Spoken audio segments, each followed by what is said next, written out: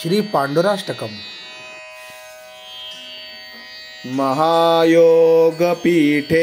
तटे भीमरथ्या वरं पुण्डरीकाय दातुं मुनीन्द्रे समागत्य तिष्ठन्तमानन्दकन्दं परब्रह्मलिङ्गं भजे पाण्डुरङ्गं तडिद्वाससन्नीलमेघावभासं रमामन्दिरं सुन्दरं चित्प्रकाशं वरं त्वेष्टिकायासमन्यस्तपादं परब्रह्मलिङ्गं भजे पाण्डुरङ्गं प्रमाणं भवाब्धेरिदं मामकानां नितम्बः कराभ्यां धृतो येन तस्मात् विधातुर्वसत्ते धृतो नाभिकोशः परब्रह्मलिङ्गं भजे पाण्डुरङ्गं स्फुरत्कौस्तुभालङ्कृतं कण्ठदेशे श्रियाजुष्टकेयूरकं श्रीनिवासं शिवं शान्तमिड्यं वरं लोकपालं परब्रह्मलिङ्गं भजे पाण्डुरङ्गं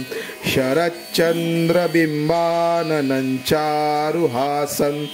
लसत्कुण्डलक्रान्तगण्डस्थलाङ्गं जपारागबिम्बाधरं कञ्जनेत्रं परब्रह्मलिङ्गं भजे पाण्डुरङ्गं किरीटोज्ज्वलत्सर्वदिक्प्रान्तभागं सुरैरचितं दिव्यरत्नेन नर्गै त्रिभङ्गाकृतिं वर्वमाल्यावतंसं परब्रह्मलिङ्गं भजे पाण्डुरङ्गं विभुं वेणुनादं चरन्तं दुरन्तं स्वयं लीलया गोपवेशं ददानं गवावृन्दकानन्दनं चारुहासं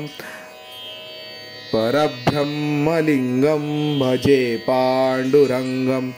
अजं रुक्मिणीप्राणसञ्जीवनन्तं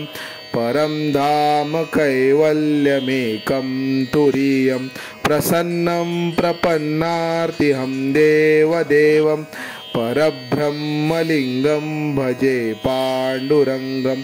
स्तवं पाण्डुरङ्गस्य वैपुण्यदं ये पठन्ते कचित्तेन भक्त्या च नित्यं भवाम्भोनिधिं तेऽपि तीर्त्वान्तकाले